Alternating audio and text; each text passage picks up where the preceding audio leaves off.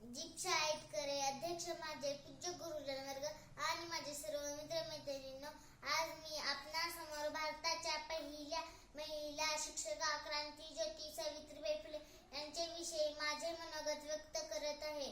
सावित्रीबाई फुले यांचा जन्म 3 जानेवारी 1831 मध्ये सातारा जिल्ह्यातील नायगाव या गावी झाला.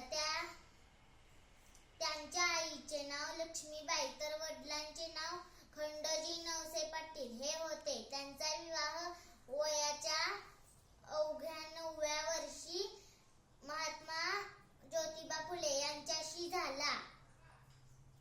त्यावेळी त्या निरक्षर होत्या. लग्नानंतर त्यांना ज्योतिबांनी लिहायला वाचायला शिकवले. त्या काळी स्त्रियांनी शिकणे महापाप समजले जायचे, पण जिद्दी सावित्रीबाई यास न जुमानता शिक्षण घेतले. महात्मा फुले व सावित्रीबाई इसवी सन 1848 मध्ये पुण्यातील बुधवार पेठेत मुलींची पहिली शाळा काढली.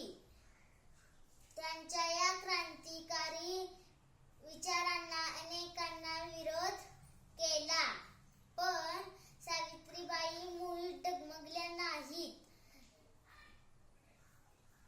मुलींना शाळेत शिकवायला जात असताना लोकांनी त्यांच्यावर दगडफेक केली, शेण मारले, तरीही सावित्रीबाई मागे हटल्या नाहीत.